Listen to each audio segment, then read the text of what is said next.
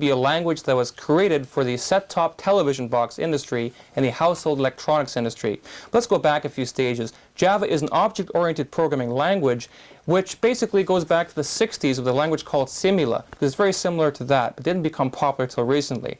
Now what happened basically was in around 1990 at the Sun Microsystems company, a hotshot programmer called Patrick Naughton talked to the president of Sun and said, look, let's shake things up a bit, let's make software much easier to work with, make software that'll work with multiple types of computers. The president liked the idea, and they set up a special project division called Green. They then worked on various ideas. They called together different programmers. One of them was Bill Joy and James Gosling, and they said, let's do some work here.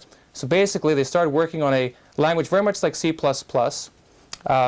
What then happened was James Gosling went ahead and took C++ and revised various things and created a new language called Oak. Now, he saw a tree outside of his house, outside of his office, and he called it Oak. Basically, they then went to work on trying to develop a set-top box, and they called the set-top box Star 7. Now, basically, it was something which looked almost like an Etch-a-Sketch, basically, but they were able to do various things with graphics to move various things around this graphical environment so that you could choose a different channel to watch or look at TV listings by moving your finger on the screen and doing things, and they used a character called Duke. Duke would move around the screen and do various things. When they showed this to the president loved the idea and said, let's pitch it to some companies. They pitched the idea to Time Warner, and the idea was rejected, so they dropped that idea. They then tried different things with CD-ROMs and other things which didn't seem to work out too well, but eventually the internet came around and the World Wide Web became very popular. It took a while for Sun to realize the immense power of what they had there with the Oak language, so they then started thinking about that for a while. So to summarize, around 1990, Patrick Naughton met with his boss to make a new type of software. In 1991, the Oak language was created by James Gosling. In 93, Mosaic came out, and in 95, Java became part of the Netscape browser, and now there are Java chips, operating systems, and much more. So at that point, Sun had a browser for Java called Web Runner. They later renamed it Hot Java because it was a bit cuter or sexier and it would catch on faster. And ever since then, most products related to Java have either coffee-related names or some reference to the island of Java.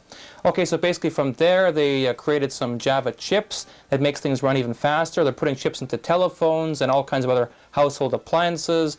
They created a new standard called Java Beans, which makes things even easier to use.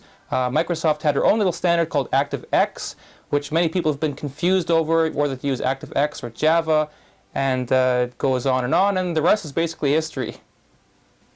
So beware of changes that happen to the Java language. The first alpha version Java applets aren't compatible with recent compilers. Check the web often for changes to the major standards like Java Beans, ActiveX, and the database world.